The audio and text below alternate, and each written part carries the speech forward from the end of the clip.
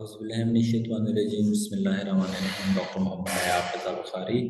और आज हम फिजियोलॉजी का रेस्पिरेटरी सिस्टम जो है वो डिस्कस करेंगे। सबसे पहले रेस्पिरेशन को हम डिफाइन करते हैं कि रेस्पिरेशन होती क्या है।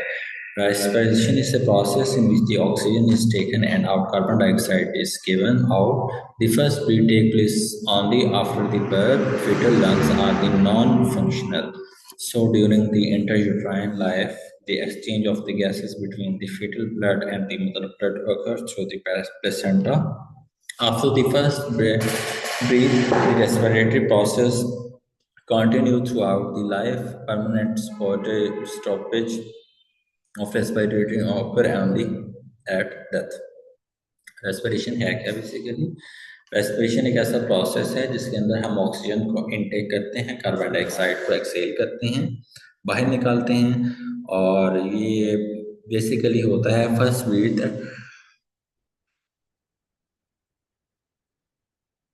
जब बच्चा पैदा होता है तो पहले ब्रीथ करता है। फिटल लंग्स जो होते हैं वो नॉन फंक्शनल होते हैं। सो ड्यूरिंग इंट्रायूटेराइन लाइफ जो हमारे गैसेस एक्सचेंज हो रहे होते हैं वो हम मदर ब्लड्स के जरिए कर रहे होते हैं। और जब बच्चा पैदा होता है तो पहली दफ़े स्टार्ट होती है ब्रीदिंग, और फिर इट्स लाइक डेथ के टाइम पे ये जो है वो करते हैं। फेजेस ऑफ रेस्पिरेशन दो तरह के होते हैं, inspiration and expiration, during which air enter the lungs from the atmosphere. Inspiration में हमारे लंग्स के अंदर जो है वो एयर जो है वो लंग्स के अंदर एंटर होती है, और एक्सपायरेशन में हम लीव करती है हमारे लंग्स से।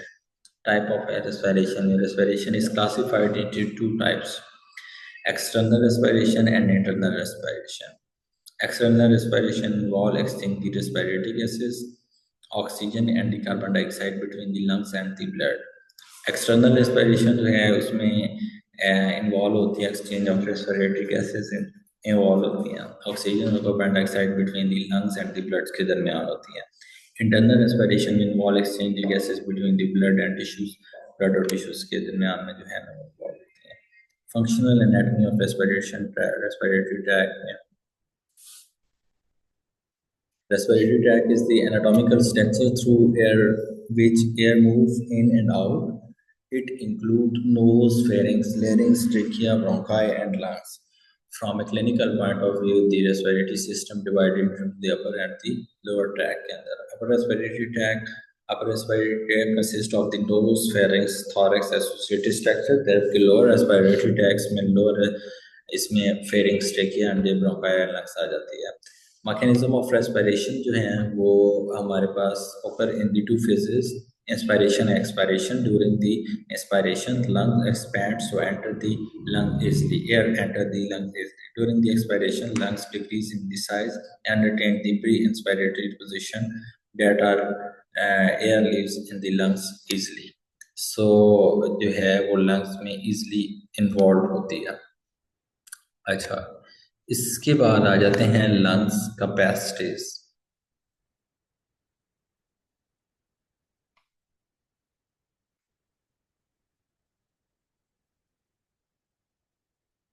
नहीं, इसके बाद आते हैं हमारे पास मैकेनिज्म। हम डिस्कस करते हैं कि कौन कौन से मैकेनिज्म जो हैं वो इन्वॉल्व होते हैं, किस किस तरह होते हैं, मैकेनिज्म कैसे कैसे बनते हैं। अब उसमें हमारे पास जो है contraction of the diaphragm first है। अगर हम बात करते हैं इंस्पायरेशन में, जब हम इंस्पायर करते हैं तो डायाफ्राम का कॉन्ट्रैक्शन होती है, और एक्सपायरेशन के अंदर जो होती है वो रिलैक्सेशन होती है। इंस्पायरेशन के अंदर vertical diameter of the chest cavity increase होता है, जबकि इसमें डिक्रीज होता है। एक्सपेंशन ऑफ द लंग्स होती है इंस्पायरेशन के अंदर, साइज ऑफ जो लंग्स होता है डिक्रीज होता है। Pressure inside the lung decrease होता है during inspiration, and increased pressure inside the lungs at expiration.